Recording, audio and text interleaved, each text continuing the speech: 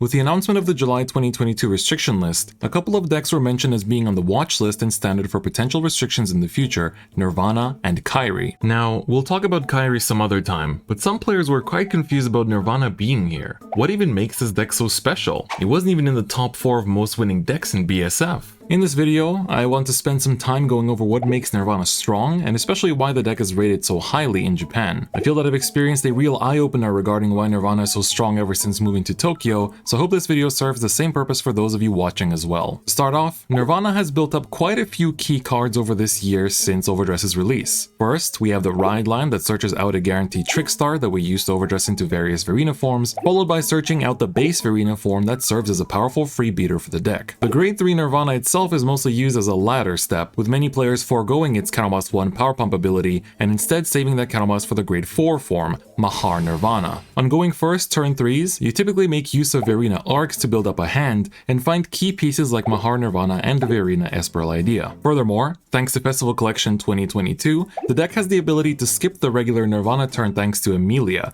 allowing you to slide her into the soul and Counterblast 1 to jump immediately to Mahar Nirvana, thus letting you get to Grade 4 before your opponent even if you go second. Mahar Nirvana has multiple powerful aspects to it. First, the free plus 10k pump not being tied to a counterblast this time is already big, with planned multi-attacks thanks to Verena Esperal Idea. Second, being able to counterblast 1 and discard a Nirvana named card to burn your opponent for 1 damage and revive a Trickstar is vital as well, as this lets you get ahead in the damage race while pushing with big numbers due to the first effect in Verena Esperal Idea's self-pump, even if your opponent hits a defensive. On top of that, if you're already on Mahar Nirvana at the start of a turn, you can use its skill once to damage burn, then use Emilia to re-ride into another Mahar Nirvana, and then Soul Blast the old Mahar again for another damage ping. While this does cost 3 counterblasts in total, it can come as a surprise push that some decks can't handle. However, Mahar Nirvana is actually just secondary and is seen as an enabler to what is considered the main act of the deck, Verena Esperal Idea. It's a grade 4, which means you can only normal call or overdress into it once you've ridden Mahar Nirvana. This Verena has a specific condition in how it overdresses, being only over a Trickstar, and once you do so,